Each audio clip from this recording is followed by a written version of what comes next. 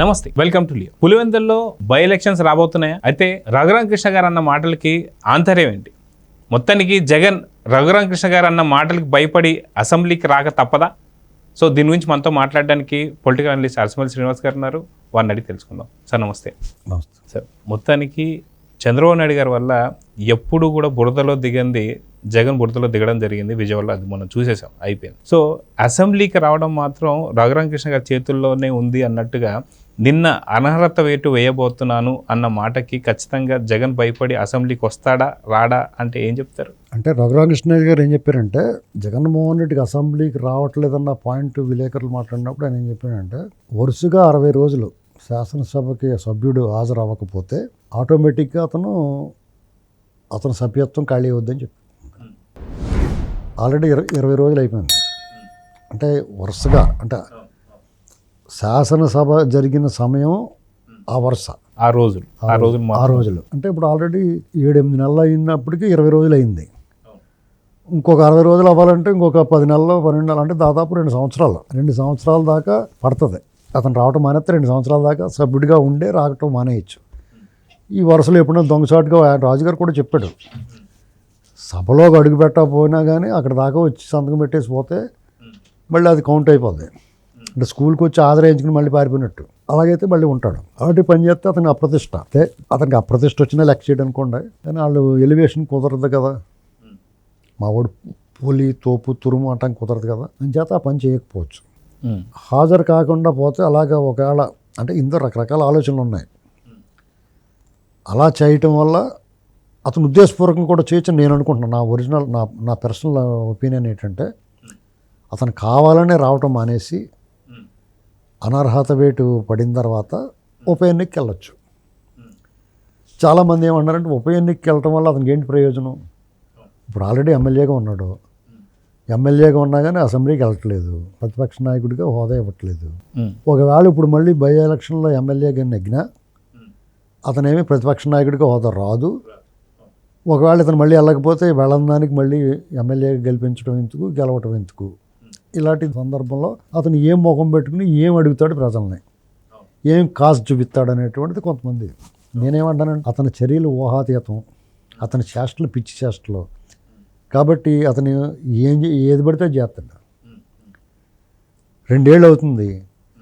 2 ఏళ్లలో అతనికి గతంలో అతని చరిత్ర చూడండి. అతను 2009లో ఎంపీ, వాళ్ళ నాన్నగారు చనిపోయిన తర్వాత కాంగ్రెస్ పార్టీ రాజీనామా చేసి బై ఎలక్షన్కి వెళ్ళాడు. మంచి మెజార్టీతో గెలిచి అందరి నోళ్లలో దేశమంతా సెంటర్ ఆఫ్ అట్రాక్షన్ అయ్యాడు. తర్వాత పార్టీ పెట్టి ఆ పార్టీలోకి వచ్చిన ఎమ్మెల్యేలు అందరి చేత రాజీనామా చేయించి ఓ బై ఎలక్షన్ వచ్చిన తర్వాత వాళ్ళందరూ మంచి మెజార్టీతో గెలిస్తే ఇతను ఒక బూస్టప్ ఎలివేషన్ వచ్చింది.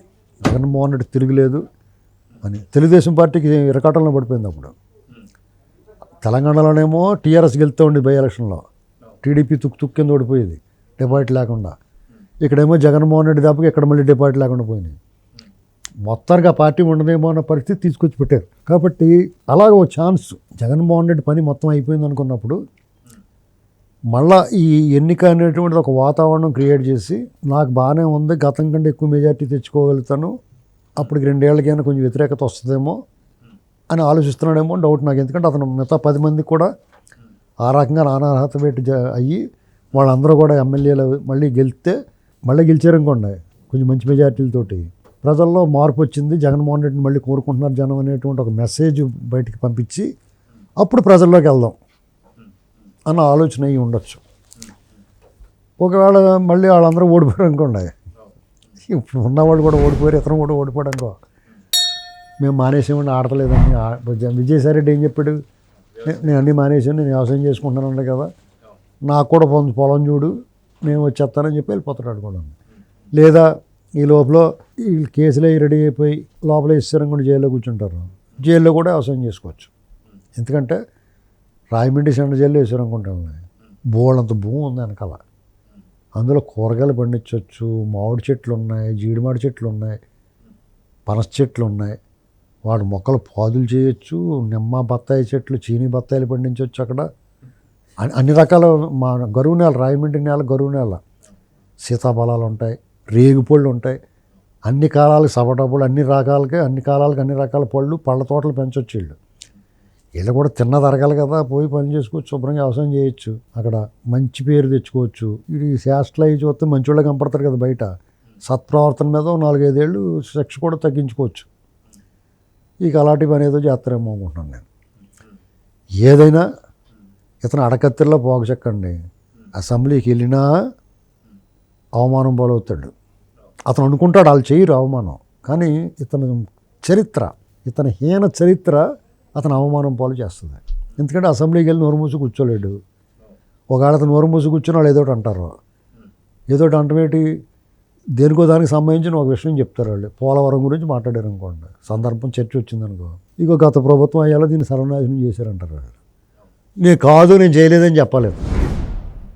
నేను చేయలేదని చెప్తే వాళ్ళు ఎలా చేసాడో, ఎందుకు చేసాడో, ఎంత చేసాడో చెప్తారు వాళ్ళు. లేదా రాజధాని గురించి చెప్తారు వాళ్ళు. రాజధానికి ఇన్ని కంపెనీలు, ఇంత డెవలప్ అయిపోతుంది, ఇంత బాగా కట్టేస్తున్నారు అని చెప్తారు వాళ్ళు. లేదు రాజధానిలో మీరేం కడతలేదని అనుకో, నువ్వు ఎంత నాశనం చేసామని వాళ్ళు చెప్తారు.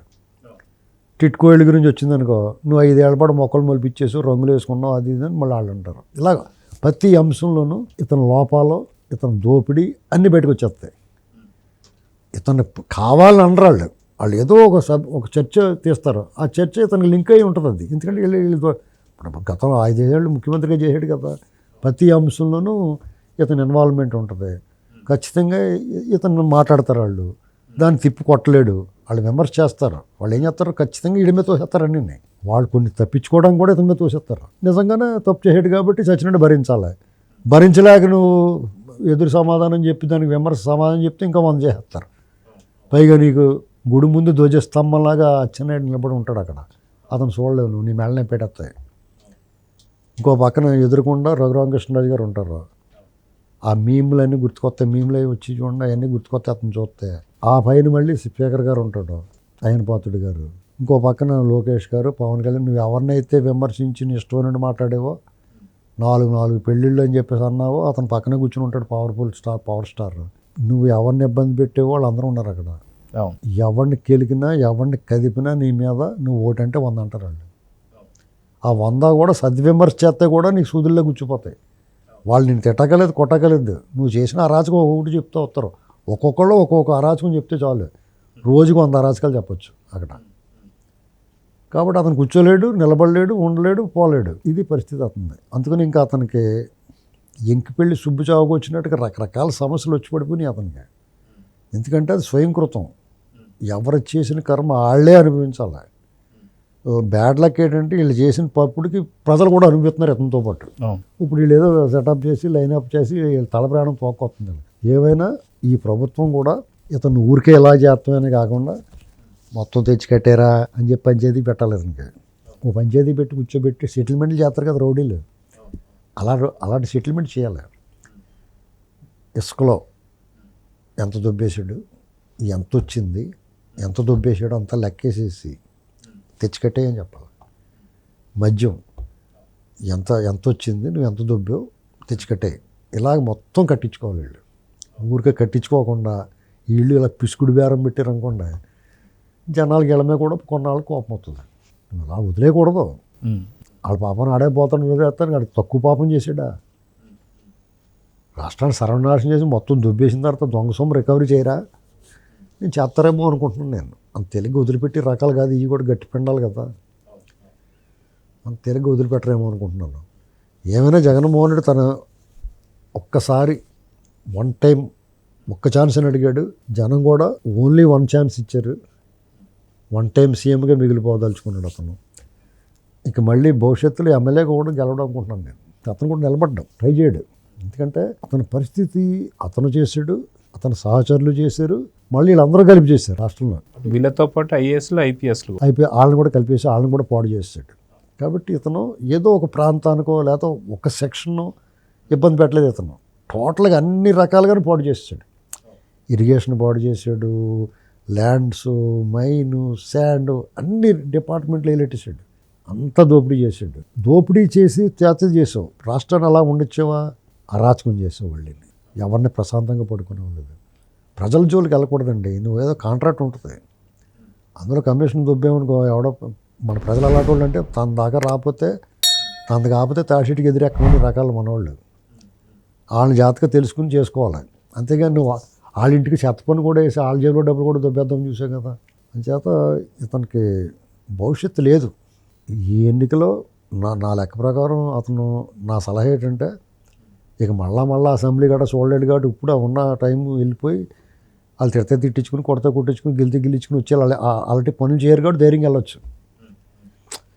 ఇదే సిచ్యువేషను చంద్రబాబు నాయుడు గారికి 23 మంది గెలిచి 4 పోయినా కానీ 19 మందితో నిలబడ్డాడు. ఆయన ధైర్యంగా దమ్ముగా నిలబడ్డాడు, నిలదీసాడు. పైగానే వాళ్ళకి బురద కోళ్ళు కాబట్టి సమాధానం చెప్పలేక నానా బూతులు మాట్లాడారు వాళ్ళు. వీళ్ళు అడిగే ప్రశ్నలు సమాధానం చెప్పలేక వాళ్ళ రెస్టారెంట్ మాట్లాడారు.